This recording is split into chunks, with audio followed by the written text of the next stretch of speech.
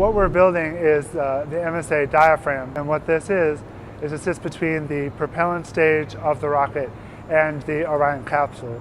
This is a very important barrier that we need to have on this rocket to keep the hazardous gases coming off of the propellant stage from getting up into the Orion capsule. The diaphragm is 100% composite structure. That is a fabric that is a carbon fiber fabric with epoxy.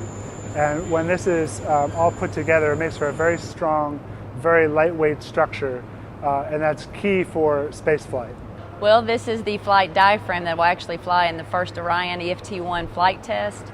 And with any new structure, we have to proof test it to make sure it can withstand the structural capability of the flight loads, which also includes thermal loads, inertial loads. So the main design drivers for the diaphragm were to handle launch loads, which can be up to 5 Gs, and also a pressure difference between the propellant stage and the Orion capsule. And so that pressure difference is what we are testing here today. When you're dealing with composites, it's a very process-sensitive material to use. And so every time you use composites, you really need to get acceptance from the engineering community about how to fabricate and to test the composites that you're using.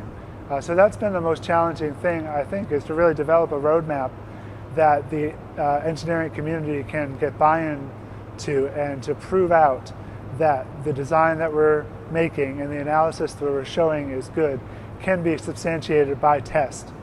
We actually installed 4 triaxial strain gauges, so that measures any strain that the article sees, and that way the test requester can watch the data real time as we're applying the load and make sure that it's not exceeding any strain that he kind of predicted. There is a benchmark in using composites in this way. It's the largest structure made entirely of composite that NASA has endorsed to be put on a spacecraft. And working inter-center to develop that and to make that a reality is a key milestone to how we're going to be doing rockets in the future. I think a lot of people are going to be looking back on this partnership for future development and future flights.